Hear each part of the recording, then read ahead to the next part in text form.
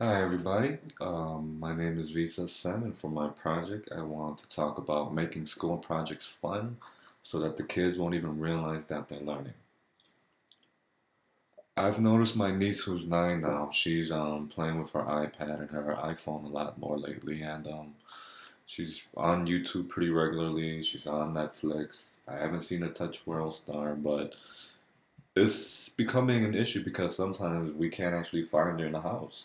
She doesn't need to sit in the living room anymore, and she's just pretty much roaming the web by herself. And it makes us concerned because we don't know what she's doing, we don't know what she's watching, and we don't know what she's learning.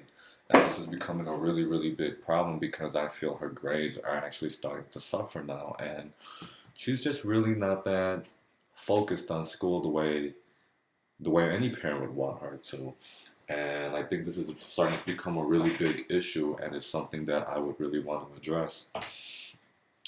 The organizations that I would want to include in addressing the children and their need to constantly learn, or a better way to help our kids learn, is by going directly to the schools as well as the after schools and the youth centers, because they're already responsible for teaching our kids, and I think that would be the most direct approach. One of the missions of this project, of this 3-day project, is to teach our kids, finding ways to encourage them to brainstorm as well as empowering them and letting them know that school really is cool and we want to keep them there. One of the problems that I've noticed is that they're just not interested kids in school. They think it's lame. They don't want to be there. They're always looking at the clock, and they just want to leave because we're teaching them boring stuff that they can't relate to anymore. I remember being in school and I had to do science projects and history projects that I just kind of did because I had to, and I wasn't very involved. I don't remember my projects because I didn't really like them. And just for me personally, I didn't enjoy it, so I just never really got anything out of it.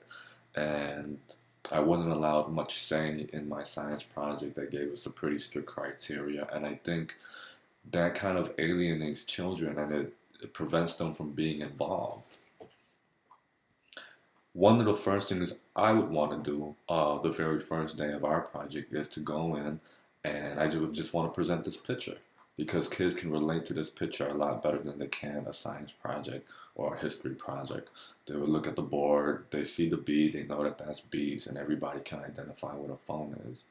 And I think this is a much more interesting way to teach children because we can still touch a lot of different topics. We can still teach electricity. We can still teach safety. But I think the most exciting thing about doing this project is that it can lead to a lot more.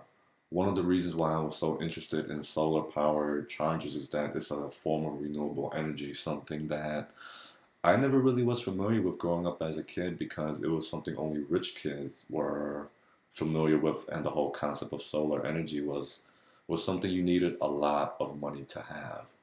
And my idea for a 3-day project is to go in, show our children the solar powered charger, ask them what they think about it, but then I want everybody to create it because the supplies that we actually need will probably not cost more than $30 or $40. And I think if we're in school, which is the basis of my presentation, is that if we have about 30, 25 kids, we can split all the kids up into groups of 5, and each kid will be responsible for assembling a solar powered charger. And then at the end of the day, they'll be able to use it just like in the picture to charge their cell phone or charge their speaker.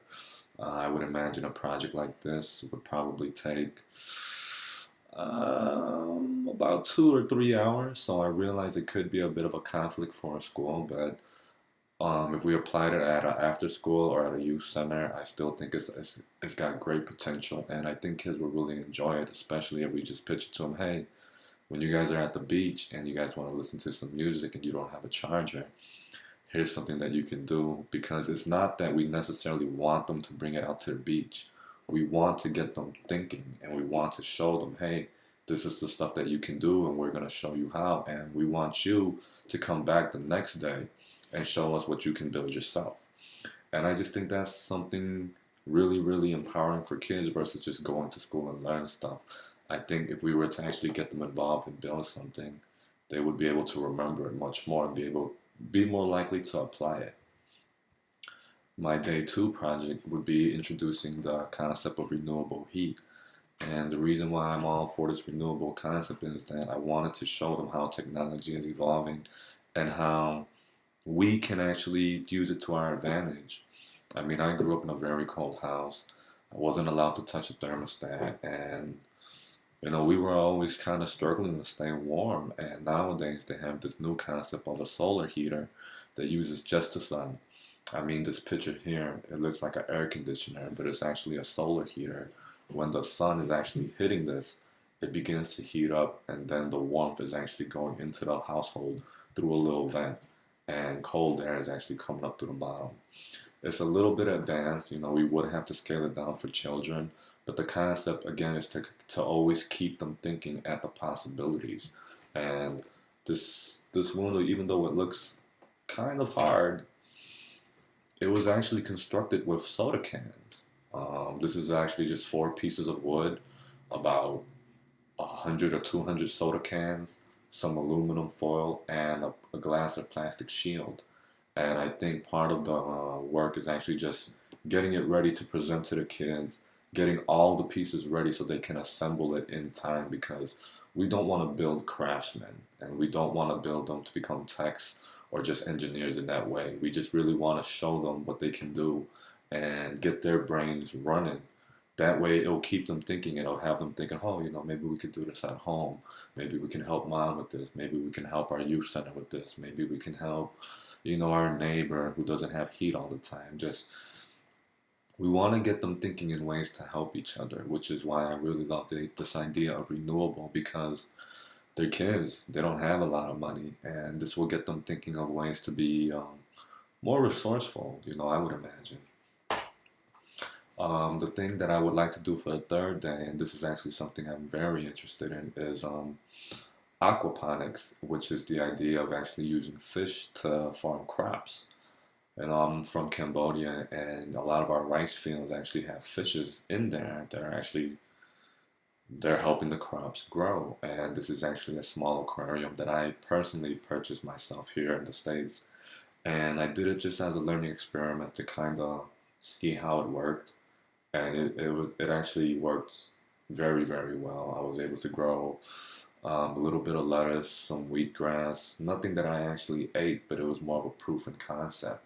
And I would want to show this to the kids to get them thinking about how our agriculture works, how the farms work, and how the world is changing, because by 2015, they say that the population is going to outgrow the demand for food.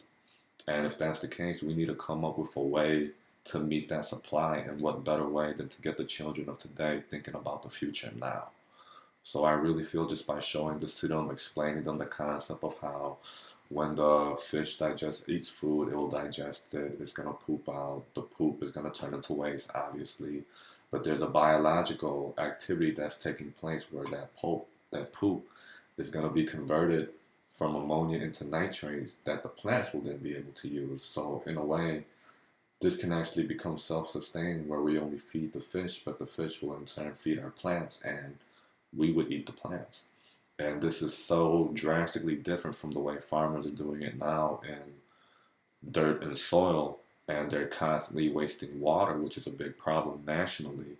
And by us taking advantage and showing how effective this can be, we can really, I would say, turn the tide ever so slightly, or at least put people on notice that there are better ways. We do need to save the world. And I think by showing this to our kids, we can really get them thinking, because I want the kids to go home and talk to their mom and dad, say, hey mom, guess what we did in school today? Hey dad, I wanna find a way to lower your electricity bill. Hey mom, I wanna find a way to help you with your groceries. We want to get our kids in the mindset of helping out the family so they can help out each other, to help everybody out. And of course, with the demo, we're gonna have them do a very simple hands-on experiment with just a tank and some plants, just to kind of get them seeing how everything works together.